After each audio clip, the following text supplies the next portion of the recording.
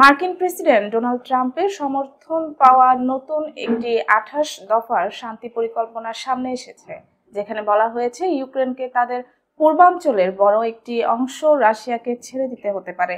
শুধু তাই নয়, ইউক্রেনকে নিজেদের সেনাবাহিনীও ছোট করতে হবে। পরিকল্পনার খসড়ায় আরো উল্লেখ আছে যে ইউক্রেন কখনোই ন্যাটোর সদস্য হবে না বলে অঙ্গীকার করতে হবে। ইউক্রেন যে পশ্চিমা শান্তিরক্ষী বাহিনী পাঠানোর অনুরোধ করেছিল সেটিও এই পরিকল্পনায় রাখা হয়নি। তবে ইউরোপীয় যুদ্ধ বিমানগুলোকে পোল্যান্ডে মোতায়েন করে ইউক্রেনকে পরোক্ষভাবে সুরক্ষা দেওয়ার কথা বলা হয়েছে। অন্যদিকে রাশিয়াকে আবার G8-এ ফিরিয়ে নেওয়া এবং নিষেধাজ্ঞায় ব্যাপক ছাড় দেওয়ার প্রস্তাব রয়েছে। মার্কিন কর্মকর্তারা জানিয়েছেন এই পরিকল্পনা এখনো কার্যপ্রক্রিয়াধীন এবং চূড়ান্ত হয়নি, কিন্তু এতে ইউক্রেনকে যে বড় ছাড় দিতে হচ্ছে তা স্পষ্ট।